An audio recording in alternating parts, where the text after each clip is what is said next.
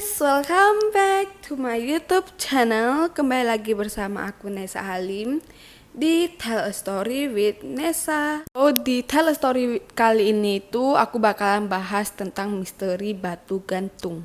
Batu gantung adalah sebuah pahatan alam berupa bebatuan yang terletak di Parapat, Sumatera Utara. Kamu mengunjungi Danau Toba, pasti kamu nggak bakalan kok meninggalkan objek satu ini.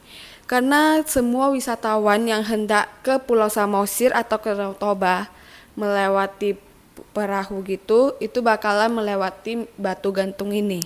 Dan pasti bakalan lihat dulu ke batu gantung ini. Ini menyerupai poster tubuh manusia dengan posisi lurus ke bawah dengan keadaan terbalik. Kali legenda yang berkembang secara turun-temurun ke masyarakat tentang terjadinya fenomena alam ini. Lihat batu gantung ini ada di sebuah tebing di sisi Danau Toba. Dapat melihat batu gantung ini dengan speedboat dari Pulau Samosir. Tersebut memiliki 20 sampai 30 meter dari sisi Danau Toba. Di ujung tebing, kita bisa melihat ada sebuah batu yang menggantung di tebing tersebut. Dahulu kala ada seorang gadis cantik yang tinggal di Parapat bernama Seruni. Cantik, Seruni juga sangat rajin untuk membantu orang tuanya bekerja di ladang. Hari keluarga kecil tersebut selalu bekerja di ladang yang ada di tepi Danau Toba tersebut. Hasilnya digunakan untuk mencukupi kebutuhan sehari-hari. Tapi akhir-akhir ini Seruni tampak murung bahkan sedih. Hal ini dikarenakan karena ayahnya yang menjodohkan dirinya ke seorang pemuda yang masih bisa tergolong atau masih bisa dikatakan pemuda tersebut adalah sepupunya sendiri. Seruni sudah menjalin sebuah hubungan dengan pemuda lain dan berjanji dengannya akan menikah dengannya. Seruni pun bingung dan putus asa. Di sisi, ia tak ingin membuat orang tuanya kecewa. Tetapi di sisi lain, dia juga gak ingin untuk berpisah dengan pujaan hati tersebut. Seruni malu telah menolak perjodohan dari orang tuanya dan telah menjadi buah bibir di desa tersebut. Seruni malu telah menolak perjodohan dari orang tuanya dan telah menjadi buah bibir di desa tersebut. Seruni malu telah menolak perjodohan dari orang tuanya dan telah menjadi buah bibir di desa tersebut. Seruni malu telah menolak perjodohan dari orang tuanya dan telah menjadi buah bibir di desa tersebut. Seruni malu telah menolak perjodohan dari orang tuanya dan telah menjadi buah bibir di desa tersebut. Seruni malu telah menolak perjodohan dari orang tuanya dan telah menjadi buah bibir di desa tersebut. Seruni malu telah menolak perjodohan dari orang tuanya dan telah menjadi buah bibir di desa tersebut. Seruni malu telah menolak perjodohan dari orang tuanya dan telah menjadi buah bibir di desa tersebut. Setelah pulang dari sawah, Seruni tidak langsung pulang ke rumah. Tapi Seruni lebih memilih untuk merenungkan diri di tepi Danau Toba dan ditemani oleh anjingnya yang bernama Boni. Jelang senja, dengan berderai air mata, ia pun berjalan ke tepi Danau Toba. Ia sangat putus asa dan ia berencana ingin mengakhiri hidupnya dengan menceburkan dirinya ke Danau Toba. Sementara si Boni tetap mengikuti Seruni berjalan ke tepi Danau Toba sambil menggonggong. Saat berjalan di tepi danau, Seruni terperosok ke dalam sebuah lubang batu yang begitu dalam sehingga Seruni pun masuk ke dasarnya. Karena berada di dasar yang begitu gelap dan juga dalam, ia pun menjerit meminta tolong kepada si Boni. Ketika Boni melihat Seruni jatuh ke dalam lubang tersebut, Boni pun menggonggong dan pulang ke rumah untuk mencari bantuan.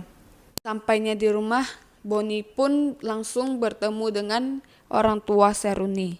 Ternyata orang tua Seruni sudah berada di depan rumah menunggu kedatangan atau menunggu pulangnya Seruni dengan Boni. Ternyata orang tua Seruni sudah berada di depan rumah menunggu kedatangan atau menunggu pulangnya Seruni dengan Boni. Ternyata orang tua Seruni sudah berada di depan rumah menunggu kedatangan atau menunggu pulangnya Seruni dengan Boni. Ternyata orang tua Seruni sudah berada di depan rumah menunggu kedatangan atau menunggu pulangnya Seruni dengan Boni. Ternyata orang tua Seruni sudah berada di depan rumah menunggu kedatangan atau menunggu pulangnya Seruni dengan Boni. Ternyata orang tua Seruni sudah berada di depan rumah menunggu kedatangan atau menunggu pulangnya Seruni dengan Boni. Ternyata orang tua Seruni sudah berada di depan rumah menunggu kedatangan atau menunggu pulangnya Seruni dengan Boni. Ternyata orang tua Seruni sudah berada di depan rumah menunggu kedatangan atau menunggu pulangnya Seruni dengan Boni. Ternyata orang tua Seruni sudah berada di depan rumah menunggu kedatangan atau menunggu pulangnya Seruni dengan Boni.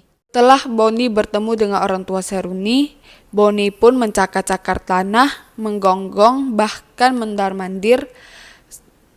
Sikapnya seperti memberitahukan kepada orang tua Seruni bahwa Seruni dalam keadaan bahaya. Setelah Boni bertemu dengan orang tua Seruni, Boni pun mencakar-cakar tanah, menggonggong, bahkan mendar-mandir.